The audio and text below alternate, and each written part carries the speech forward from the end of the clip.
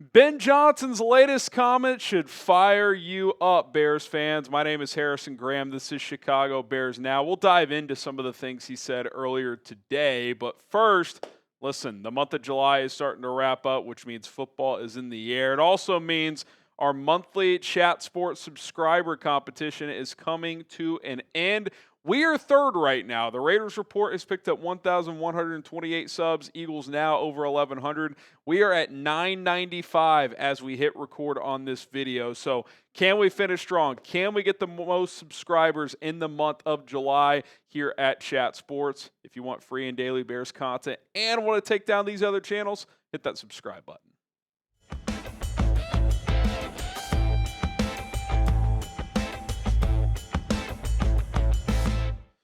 All right, let's dive into Ben Johnson. He held, he's talking every other day to the media, whatever it is. And I thought he had interesting comments on Caleb, DJ, and Rome.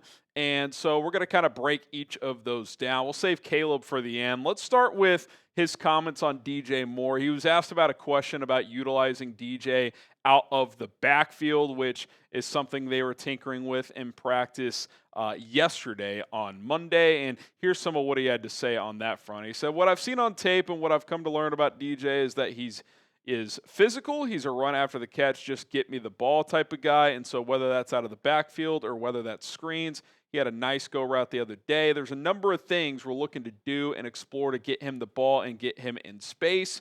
We're tinkering with that a little bit, and he's really receptive to it." And look, that's really always been the best part of DJ's game is yards after the catch. Now, I do think he's a good enough route runner where he can still run enough of the route tree and separate and get the ball like that. He mentioned the go route there. We saw at today's practice that he beat Kyler Gordon on a deep ball, which forced Gordon to grab him and bring him down. But he's not a technician from a route running standpoint. He's more than a gadget player. He had 1,300 yards 2 years ago, but I think he looks at DJ and he's just like, hey, between natural passes and routes thrown to him and manufactured touches, how can we get this guy the ball in space as often as possible? And I've always been a fan of getting dynamic athletes in the backfield that can catch the football. And DJ Moore, who's kind of built and runs like a running back, I just love the idea of putting him in the backfield because I think you can create huge mismatches and you can really challenge your opponent on how to defend you on any given play. I mean, on any given moment, you could have a look like this where DJ's at running back. You've got your two receivers of Rome Odunze and Luther Burden as your primary weapons. You got Olamide Zaccheaus, Colston Loveland as well. You could also go Colston Loveland and Cole Kmet if you want to go 12 personnel with this type of look. You can really mix and match, and this is why having this volume of weapons is really fun to think about. And I'm just salivating at the thought of DJ Moore, or frankly, Luther Burden, probably more likely DJ because Burden's playing catch-up here, lining up in the backfield and just running a Texas route. We all know what that route is in Madden. It's that little angle route where you get a dynamic athlete, typically on a linebacker, especially in a man coverage look. He gets that step, you put it on his front hip. We saw Ben do this with Jahmyr Gibbs all the time. In Detroit. You could do this with DeAndre Swift as well, but even more so with DJ with his ability to break tackles too, even against zone coverage looks, just lining him up in the backfield, dumping the ball off to him, handing the ball to him every once in a while. Even Shane Waldron did that a couple of times last year. I'd love to see more and more of that, just an easy way to get one of your best football players the ball as often as possible. Now, he also made some comments about Rome Odunze and what he brings to the table and what he's seen from him so far in this training camp. And he said, to me, he fits that prototypical X receiver where you can line him up outside the numbers, and provided he gets a one-on-one matchup with the corner, he's going to win most of his matchups. Slant routes, stop routes, go routes, the whole route tree outside the numbers. That's what I've seen so far from him. He's a very detailed route runner. When you have a long guy that can win contested catches down the field, yet can still drop his weight and get in and out of routes like he can, it's a unique skill set that we're going to capitalize on.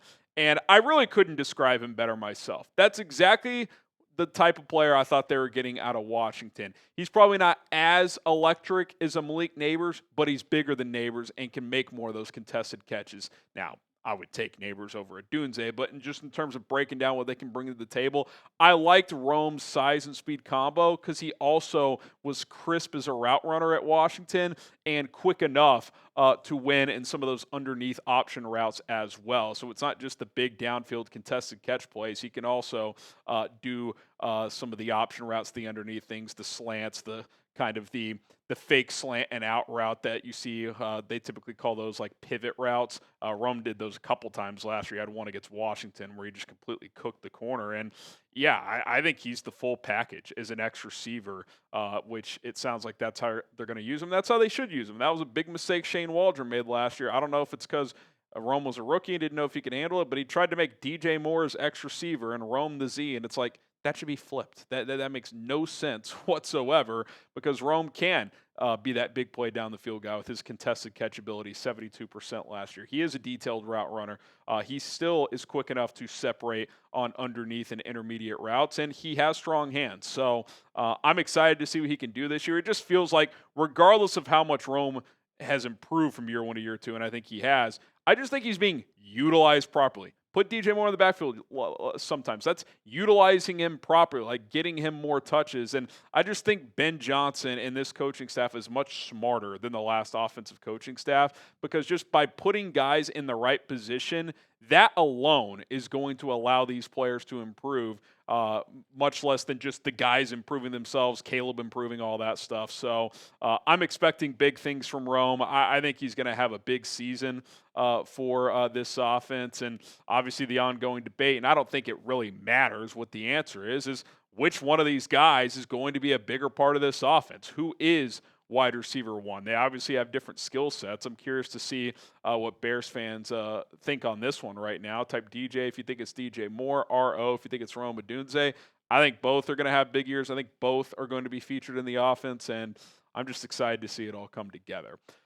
I'm also excited about these cutoff hoodies because we've sold a bunch of them, but there's plenty left if you want to get in on the action. 40% off. It's been an insane deal for the last several weeks, and there's still some available. $33. They were $55. Chatsports.com/Bears hoodie. Click and shop today. Link is in the comments and description of this video. Get one right now. Okay, lastly, Caleb Williams' progress and his work ethic. And, that second part almost gets me even more excited than the first part, although the progress is probably most important. Here's what Ben had to say about 18. He is so much more comfortable right now, even yesterday in the walkthrough, going from shotgun to under center. The tight ends and receivers are moving with motions. We're adding a few more every single day. His process is really clean right now. I'm talking about how he's preparing. He's doing the work behind the scenes that no one else is seeing, and we're starting to see the dividends being paid from it. And that second part of that quote gets me really excited because we're seeing the progress made. We talked about it on the video earlier. Probably had his best overall practice today. First few practices, not very good. Started to get better. Last couple, much better. So you're seeing it on the field. But I think what's almost even more important than just him progressing every single day is the part where he's putting the work in when the cameras aren't on and when fans aren't at practice and reporters aren't able to see and all this stuff. That's what the great quarterbacks in this league do. I mean, you would always hear stories about how Peyton Manning during the season wouldn't sleep because he was just doing so much preparation on his opponent and how he can improve and so on and so forth. And for Ben Johnson, a guy who clearly is not coddling players, if you've been paying attention, for him to go out of his way and be like, I'm really pleased with the preparation and the extra work he's putting in, I do think that speaks volumes. I don't think he's gassing up Caleb Williams there. I think he's saying, listen, from where he was to start in this process to now, all the way back to OTAs to now, just day one of camp to now, you're already seeing the dividends pay off of putting in that extra work because we're throwing a lot on his play. So, listen, this is a process. It'll continue to be a process. This is not going to be a finished product next week.